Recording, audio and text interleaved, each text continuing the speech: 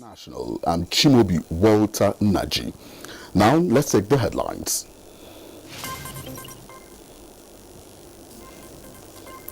President Muhammadu Buhari promises his administration's support for investments that will create employment opportunities. As World marks International Peace Day, United Nations advocates unity of purpose in fight against COVID-19. ECOWAS to review its framework for Vision 2050.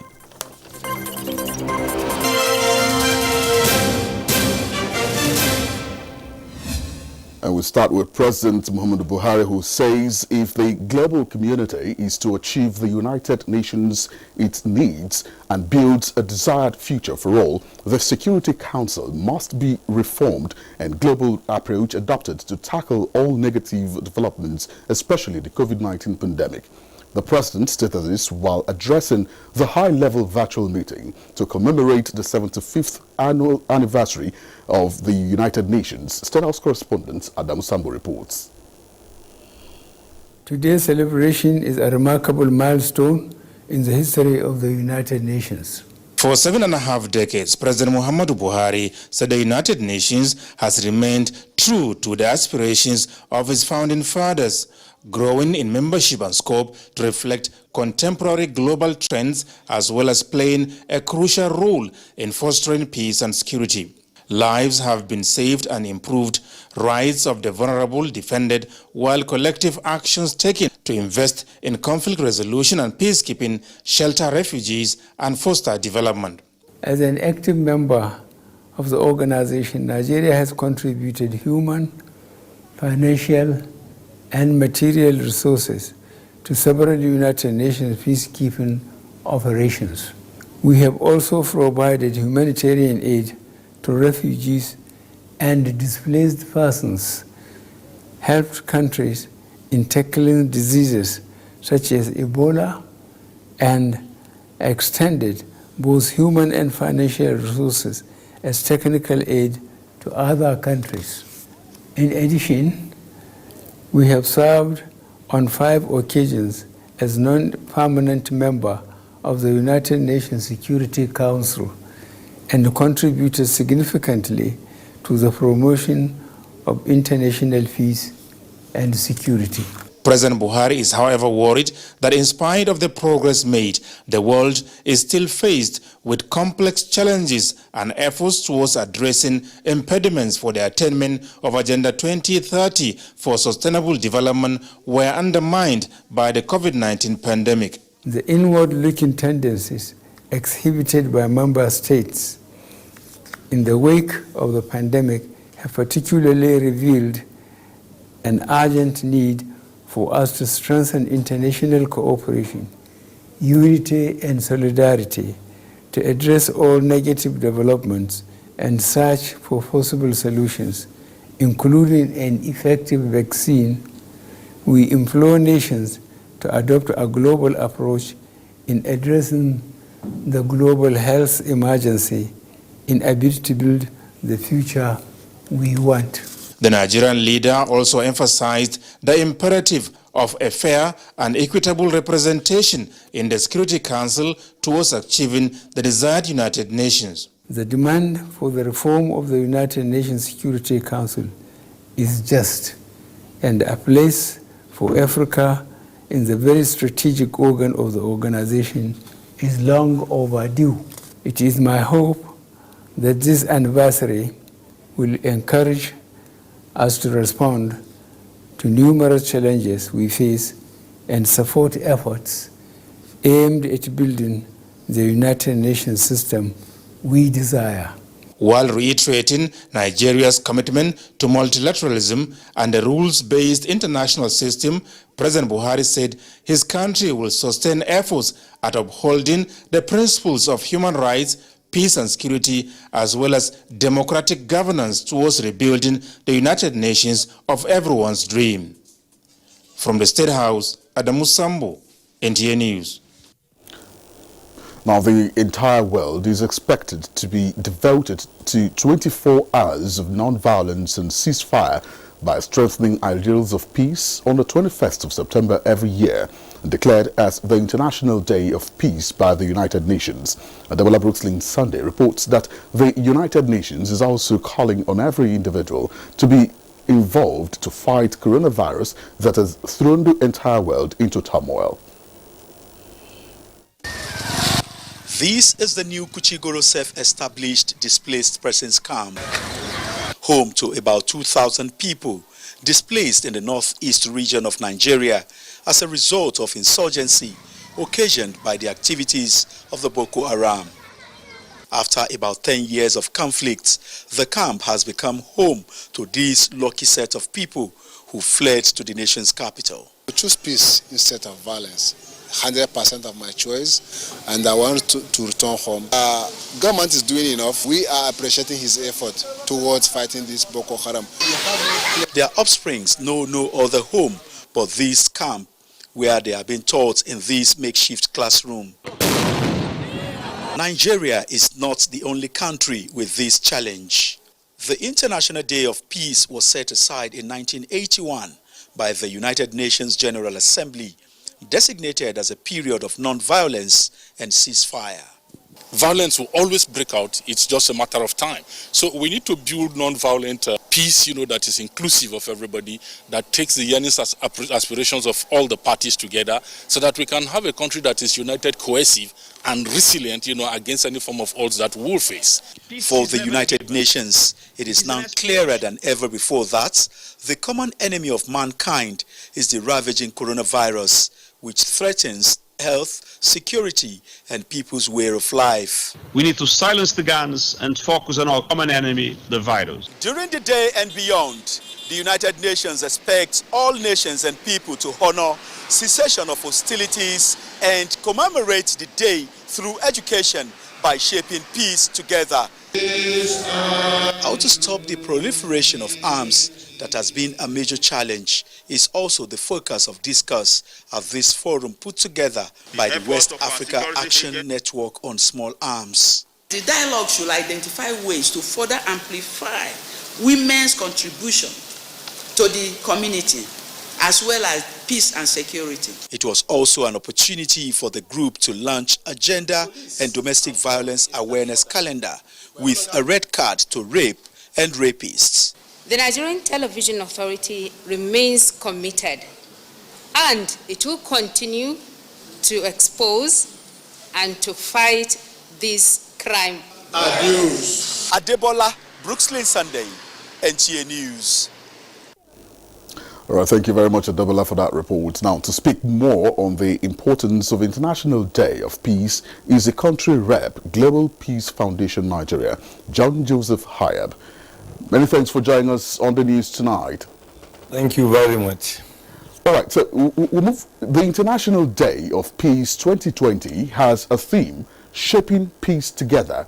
Now, what is the central message to be taken from the day, considering the diverse conflict in our world today, including Nigeria, of course? Yeah, the theme for this year is Shaping Peace Together. There are very two important words here, shaping together, because peace is in the middle. All peace workers know that one of the key challenges we face in peace work is the division, the lack of inclusiveness in our effort to bring about peace. Sometimes we go to communities, we want to preach peace, we are thinking that there are some people who are more important than others. We neglect another group of people. One group that we know, or two groups that we know are mostly neglected are the women and the youth. Most time you see us accusing the youth or accusing young people for being in the forefront of violence. But when we want to meet to discuss the issue of peace, the issue of reconciliation, the issue of restoration, the issue of forgiveness, we sometimes think that they are children, especially in the African countries where we like to see younger people as they have no ideas. And we think also women have no ideas. Okay. The United Nations is encouraging us to find a way of shaping peace together, not excluding anybody. Okay. I'd like to ask this question. Are there political and, not political actors, working for peace in Nigeria in the face of unresolved conflicts in many communities in the country? Of course, the Global Peace Foundation that I represent is one non-political, non-partisan group that is working in the areas of peace. We preach the ideals of one family under God. We believe that human beings are members of one extinct family, whether they are Christians, whether they are Muslims, whether they come from the north or they come from the south, whether they are black or white, whether they are from Asia or Europe or African. Human beings come from the same family. And we take this message strongly from our religious book. From the Christian book, the Bible says God created man and woman, and the first man God created is Adam and Eve. And the account of creation in the Quran also agree that the first man God created is Adam and Eve. And even the account of creation in the Torah, that's the Jewish holy book.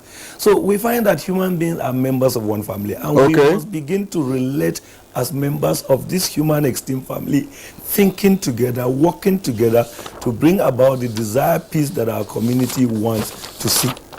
Okay. We want to thank you very much, the country rep, Global Peace Foundation Nigeria, John Joseph Hayab, for being with us on the news tonight. Thank you. And moving on now, President Muhammadu Buhari says the federal government will continue to support genuine efforts at attracting job-creating investments, especially at the sub-national levels, which he believes can do much more towards driving human capital development and expanding economic opportunities. Now, this was in his virtual address to the 5th Kaduna State Economic and Investment Summit, which begins today in Kaduna State. State House correspondent Adamu Sambo has the more. 5.0, as the two-day event is called, focuses on infrastructure, industrialization and innovation. President Muhammadu Buhari described as a fitting statement of resilience that Kaduna State government is able to host this year's edition amidst the severe disruptions to normal order caused by COVID-19. This sort of determined focus, he said, can help the country to navigate the challenging consequences of the pandemic. I wish to commend the efforts of the Kaduna State government to establish its credentials as one of the new investment destinations of choice in Nigeria.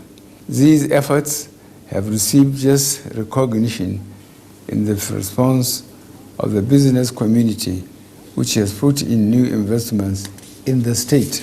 This is a further affirmation of the ranking of the state as number one for ease of doing business by the World Bank's Doing Business Report 2018. I call on the Kaduna State government to keep up these laudable efforts and surpass the impressive results already attained.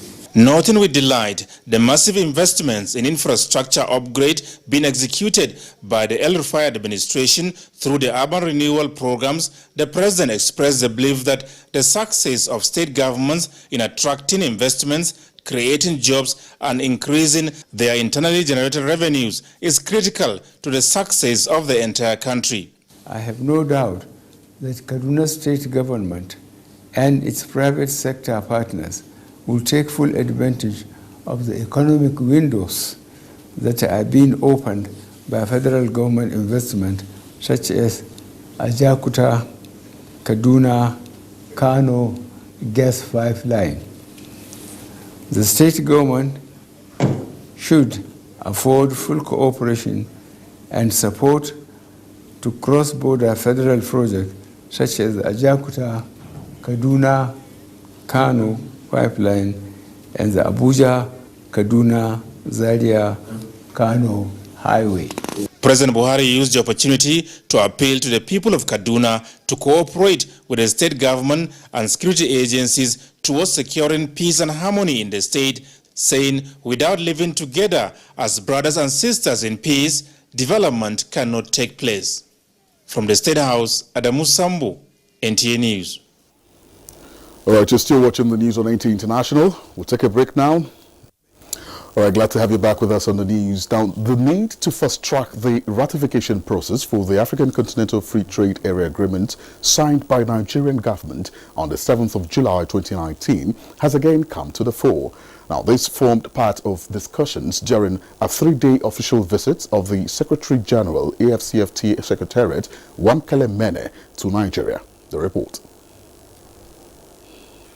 Tackling the problems of transshipment of products through the African Continental Free Trade Area Agreement, creating jobs through value chain development in manufacturing, and fast-tracking conflict resolution around the region are areas of interest for the Secretariat in its bid to ensure the success of the Intra-African Trade Agreement to effectively increase the 1.5% trade among African countries to over 50%.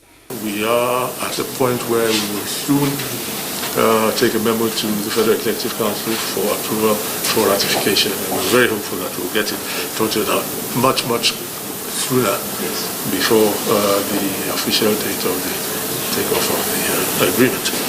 I have already started engaging with 3 of the world's top automobile makers who very much are looking forward to when we will conclude the rules of origin negotiations, so that they can consider to move the production of their components from South Asia to Africa. This is what we want. We want this agreement to be at the center of industrial development in Africa, to leverage industrial development in Africa, establish centers of manufacturing excellence across the African continent. Earlier, while visiting the Nigerian Office for Trade Negotiation, the issues relating to keying into the 4th Industrial Revolution, the Internet of Things, trade remedies, and fostering mutual purpose in its success topped the agenda. Out of 55 countries, 54 have signed the agreement, while 28 countries have ratified it, as the continent looks forward to the takeoff of the agreement in 2021. Now, programs and activities within the framework of the ECOWAS Vision 2050 being finalized will now be adjusted to accommodate changes brought about by the COVID-19 pandemic to enable member countries cope more effectively with future shocks. Now, the chairperson of ECOWAS Authority of Heads of State and Governments and President of Ghana, Nana Akufo-Addo, who visited the ECOWAS Commission in Abuja, says this is now a priority. Kelvin Ewunoye reports. This is the first visit to the ECOWAS Commission headquarters in Abuja since its election in September 7th in Niamey, Nigeria Republic, as chair of the ECOWAS Authority of Heads of State and Government. President Nana Addo Akufo-Addo wants to see the level of implementation of various ECOWAS programs and projects, evaluate them along with the heads of ECOWAS institutions to give impetus to his own agenda anchored on issues like tackling rising terrorism in the region, strengthening response to COVID-19, free trade and consolidation of democracy. I congratulate His Excellency Muhammadu Buhari, President of the Federal Republic of Nigeria, the ECOWAS champion on the fight against COVID-19, for the successes recorded under his supervision. ECOWAS should take a lead role in the deliberations to produce an indigenous or African vaccine to combat the virus. The president of ECOWAS Commission, Jean-Claude Cassibrau, was optimistic that despite the challenges posed by COVID-19, the various institutions of the Commission won't lose too much grounds in realizing their mandates. Please be assured that the head of institutions and their staff are available to work with you to address the challenges ahead. We are at your disposal to ensure the success of the mandates entrusted to you by leaders. President Nana Addo Akufo-Addo will lead the regional body for the next 1 year, during which issues of greater economic integration and monetary union are expected to feature prominently in its engagements. In Abuja, Kelvin Ewunoye, NTA News. Now, the federal government has initiated moves that is targeted at turning Nigeria into a media and entertainment hub. Information and Culture Minister Lai Mohammed disclosed this at the inauguration of a steering committee for commercialization of the Nigerian Film Corporation, Abuja. Anthony Forson tells us more. Standing as the frontline film agency of the Federal Republic of Nigeria, it was established in 1979 by Decree No. 60 and currently a parastatal under the Federal Ministry of Information and Culture. The Enabling Act under which the agency operates empowers it to lay a solid foundation for the development of a viable and sustainable film industry and cinema culture in the country.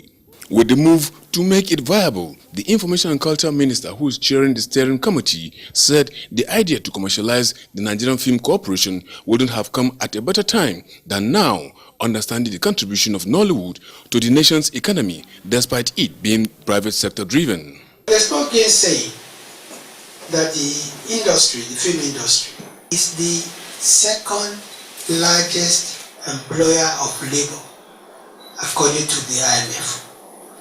And according to the IMF, in 2015, it contributed about 893 billion naira to the GDP. I think this underscores the importance of what we are doing today. With Nigeria's population advantage, the minister said it will be applauded if state governments join in putting in place infrastructure that will help the creative industry to thrive. I don't think it will be too much for the state governments to ensure they build at least one cinema houses in each local government area of their states. That will give us an additional 774 cinema houses. In India, 14 million people attend cinema every day. And you can imagine the sheer number, the impact it will have in the economy.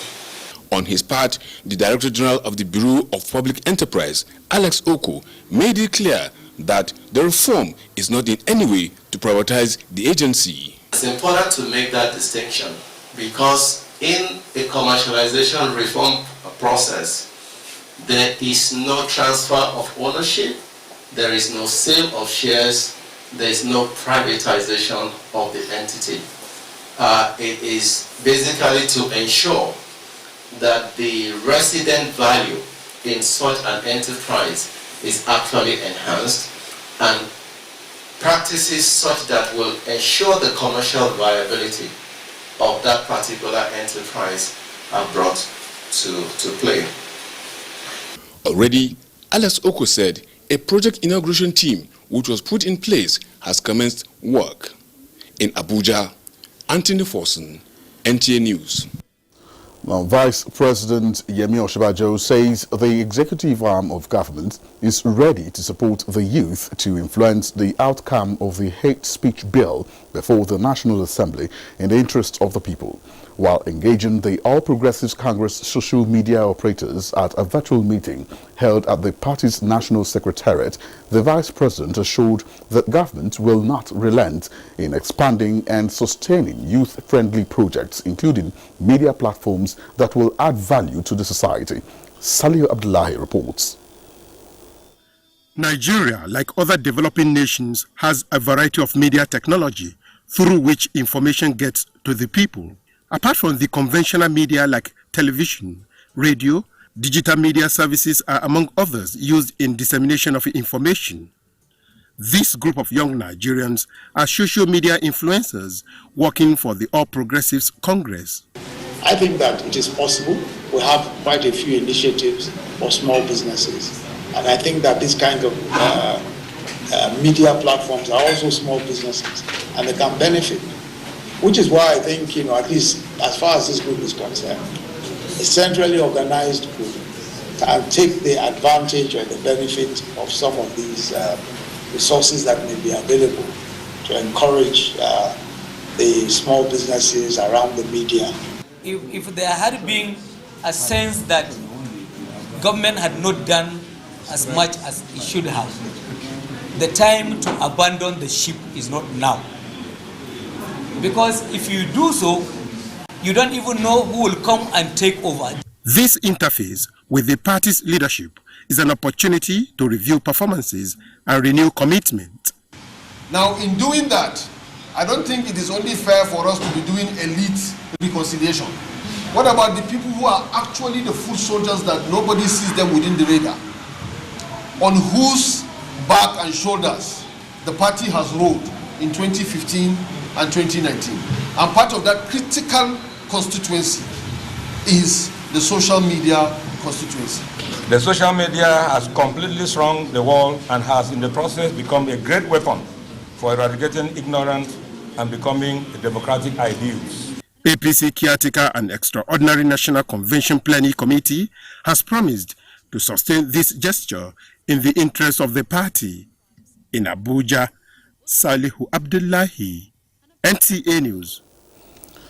Let's now turn our attention to COVID-19 matters, as the Presidential Task Force on COVID-19 has stressed the need for caution and compliance with the COVID-19 protocols as schools reopen to prevent a surge in cases. The chairman of the Presidential Task Force on COVID-19, Boss Mustafa, gave the advice in Abuja. Boss Mustafa noted that the global statistics of 1 million COVID-19 cases in 4 days calls for vigilance among Nigerians. The task force pointed out that people are still getting infected and dying from COVID-19. The relaxation of COVID-19 restrictions should be accompanied by greater adherence to non-pharmaceutical guidelines. In the meantime, WHO approves protocols for phase 3 clinical trials for COVID-19 herbal medicine, and more restrictions expected in Europe as coronavirus spreads rapidly and rattles markets. It's on that note that we come to the end of the news on NTA International. We want to thank you very much for being with us. Remember, you can be a star when you join NTA and stand against rape and rapists. I'm Chimobi Walter Naji. Good evening.